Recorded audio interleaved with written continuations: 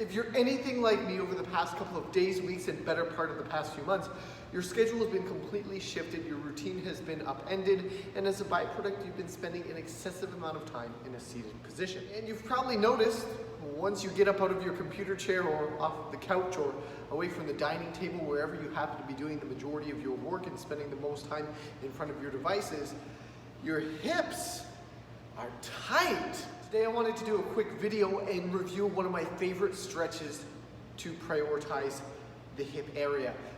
It's very simple, very basic. There's 3 stages of progression, which is great because if one position is not adequate intensity enough for you, you can make it further difficult without adding any equipment whatsoever. So I'm going to adjust the camera angle here so that it's pointing down towards the floor a little more. And the first thing we're going to do is get down to all fours, just like so. Now we'll be doing this stretch on both sides, so it doesn't matter which side you start with. I'm going to begin with the right leg, and what my aim here is to shift it to a position which might be a little bit awkward for you, in which your right leg is perpendicular to your left, or as close as possible. So I'm just gonna shimmy on along just like this. I'm not the most nimble creature you've ever met. And I'm actually just gonna grab my right foot and just position my shin so it's as close to a 90-degree angle as I can get it. And this is stage 1 of the progression, in which we're gonna reach that back leg out as far as we possibly can, getting a nice stretch right in this area here, as well as a little bit through the quad and hip flexor area.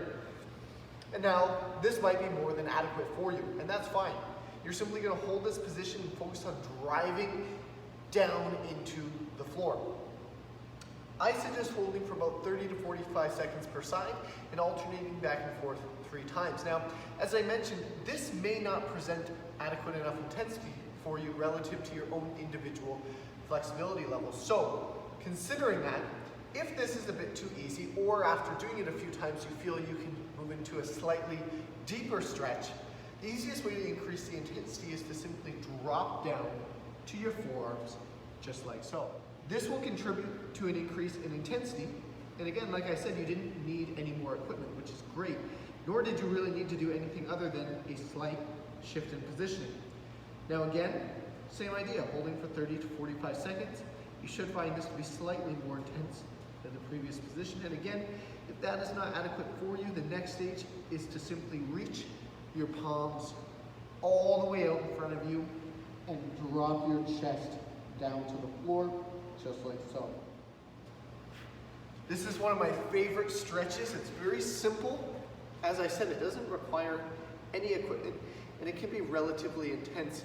I find the 3rd position to be most adequate for my level of flexibility, but I'm quite confident that that will be an intense stretch for a while to come, simply because immediately, once getting into position, I can feel the relative intensity.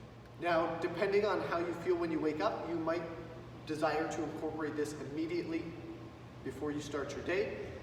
You could also put it at the end of your day before you go to bed, and from time to time, I even incorporate it midday depending on how long I've been sitting for and how optimal my sitting position has been.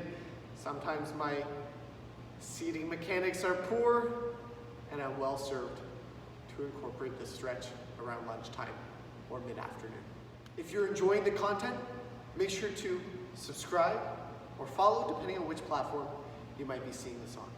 And of course, stay tuned because I post daily.